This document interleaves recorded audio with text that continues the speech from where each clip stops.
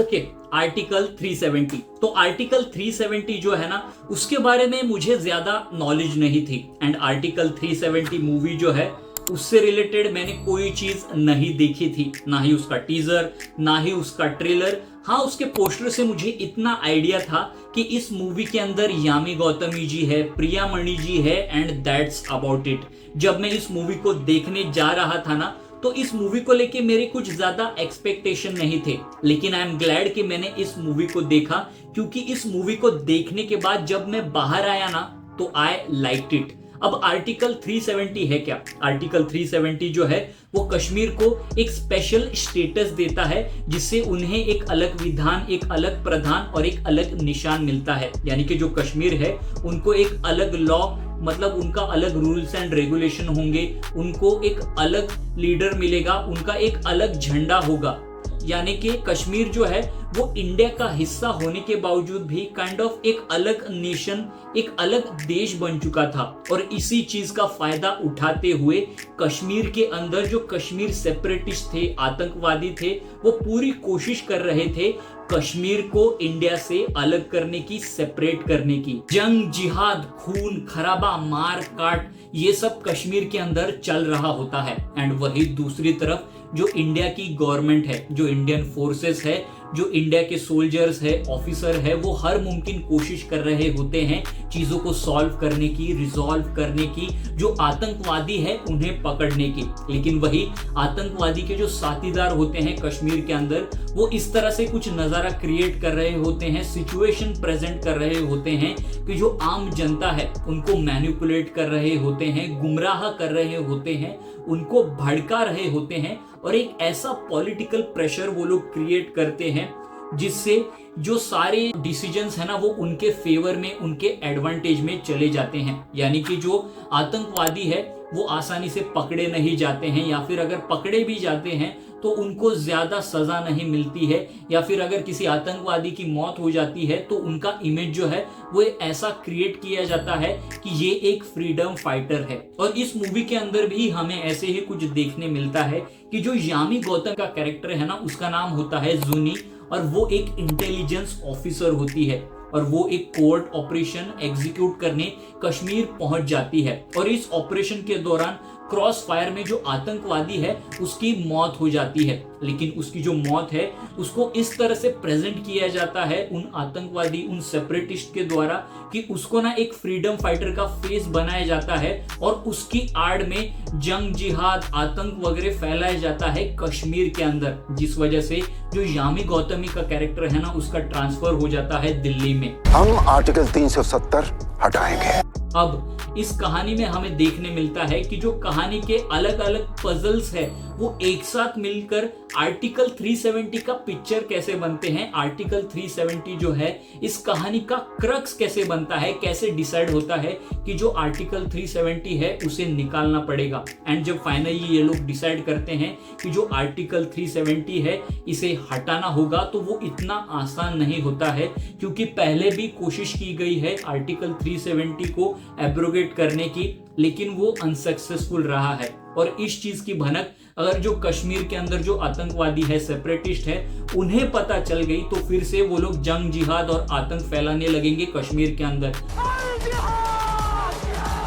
तो ये जो 370 आर्टिकल को लेके सीक्रेटिवली ये लोग जो कोर्ट ऑपरेशन करते हैं पॉलिटिकल लेवल पे भी एंड ग्राउंड लेवल पे भी, बिना किसी एक इनोसेंट का ब्लड बहाए, खून बहाए, तो ये सारी चीजें कैसे एग्जीक्यूट होती है ये हमें इस मूवी के अंदर देखने मिलती है। इस मूवी को देखने के, जज करने के दो पॉइंट ऑफ व्यू है, दो पर्सपेक्टिव है। सबसे पहला है पॉलिटिकल, दूसरा है as a movie, as a cinema. Political point of view से बात करें ना, तो क्या ये एक प्रोपोगेंडा फिल्म है, क्या ये एक पॉलिटिकल कैंपेन फिल्म है? तो इस मूवी को देखते वक्त, इस मूवी के दौरान मुझे कहीं पर भी ऐसा महसूस नहीं हुआ, फील नहीं हुआ कि ये मूवी जो है मुझे पॉलिटिकली इन्फ्लुएंस करने की कोशिश कर रही है। ना ही इसके कहानी के थ्रू, ना ही इसके डायलॉग के थ्रू, और ना ही बाकी किसी एस्पेक्ट में। इनफैक्ट इस मूवी के अंदर जो भी हमें सिचुएशन, इवेंट्स, कैरेक्टर देखने मिलते हैं वो रियल लाइफ के ऊपर बेस्ड है।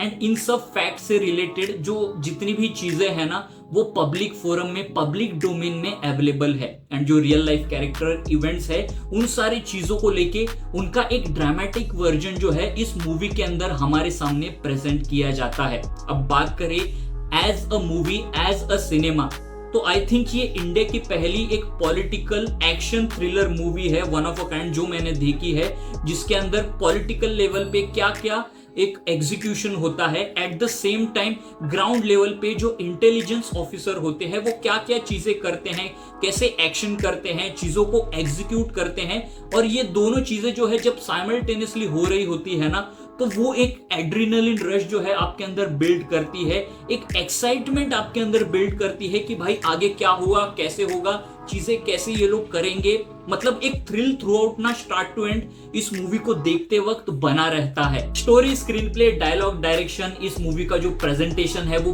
परफेक्ट है, मतलब टाइट है, क्रिस्प है। कहीं पर भी इस मूवी को देखते वक्त आपका अटेंशन जो है वो लूज नहीं होता है।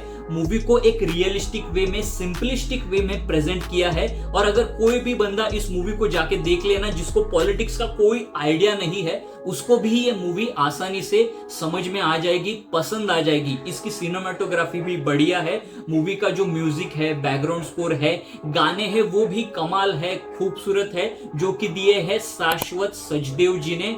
एंड भाई साहब वो हमेशा एक मास्टरपीस ही डिलीवर करते हैं। और मैं ये मान चुका हूं कि मूवी अच्छी या बुरी हो सकती है, लेकिन शाश्वत सचदेव जी जो है वो हमेशा बैंगर डिलीवर करते हैं। बात करें एक्टिंग की ना, तो सभी ने बढ़िया परफॉर्मेंस दी है। प्रियामणि जी एज जॉइंट सेक्रेटरी पीएमओ, हालांकि प्रियामणि जी जो है वो एक बढ़िया अदाकारा है, बढ़िया परफॉर्मर है, लेकिन उनका जो ये रोल था ना इस मूवी के अंदर, उसके अंदर इतना कुछ ज्यादा सब्सटेंशियल नहीं था करने के लिए। लेकिन उसके बावजूद इस मूवी के अंदर उनको जितना भी दिया गया था ना, उन्होंने जिस तरह से उसको प्ले किया वो काफी अच्छा था, लाजवाब था। उसके बाद वैभव तत्ववादी, वो एक डेप्यूटी कमांडेंट सीआरपीएफ का रोल प्ले कर रहे थे, उन्होंने भी अपने रोल को अच्छे से निभाया है। और फाइनली जो इस मूवी की स्टार थी, यामी गौतम एज जूनी हक्सर, एक intelligence officer, start to end उन्होंने इस मूवी के अंदर ना एक कमांडेबल जॉब किया है, बेहतरीन परफॉर्मेंस दी है।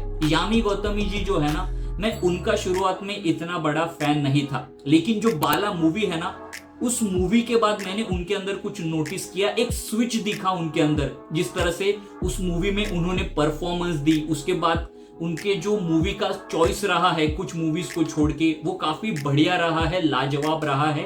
एंड उनके परफॉर्मेंस का ग्राफ जो रहा है ना, उसके बाद वो मतलब बेटर से बेटर होते गया है। एंड इस मूवी के अंदर भी उन्होंने मतलब क्या काम किया है, कमाल का काम किया है। स्लोली एंड स्टेडिली यामी गौतमी जी जो है ना, वो मेरी फेवरेट एक्टर बनती जा रही है। अगर निटपिक करने जाओ ना, तो इस मूवी के अंदर एक सीन है जो मुझे थोड़ा अजीब लगा, जहां पे यामी गौतमी का जो कैरेक्टर है एंड उनके जो कलीग है ना, वो गाड़ी में ट्रैवल कर रहे होते हैं एंड उनके ऊपर बम से अटैक किया जाता है। एंड वो बम जो है उनके काफी पास गिरता है, लेकिन उसके बावजूद उन्हें वो ज्यादा अफेक्ट नहीं करता, उनके ऊपर कुछ ज्यादा डैमेजेस नहीं होते, मतलब हल्की सी धूल मिट्टी उड़ती है एंड जो बम था उसके पार्टिकल उनके ऊपर गिर जाते हैं। मतलब वो सीन थोड़ा मुझे अनरियलिस्टिक सा लगा, बस उसके अलावा और कुछ नहीं था। ऑल इन ऑल अगर इस मूवी के बारे में कहूँ ना, तो जाइए इस मूवी को जरूर चेकआउट कीजिए, it's a must watch for everyone. इस मूवी के अंदर ना एक सीक्वेंस है, एक सीन है जो कि आपने ऑलरेडी देखा भी होगा, जिसका मीम भी बन चुका है कि जान दे देंगे भाई इसके लिए। वो सीन जब मूवी के एंड में लास्ट में आता है ना, तो लिटरली गूज़बम्प्स फील होते हैं, एटलीस्ट मुझे तो फील हुए। मतलब मजा आ जाता है वो सीन देखकर, और जो एंड में चीजें पता चलती है वो सब सुनकर देखकर। तो गाइज बस आज के वीडियो के लिए इतना ही। ऐसे ही सिनेमा रिलेटेड कंटेंट के लिए सिने सोच चैनल को लाइक कीजिए, शेयर कीजिए एंड सब्सक्राइब कीजिए। एंड इस मूवी को लेके आपकी क्या सिने सोच है वो नीचे जरूर कमेंट कीजिए।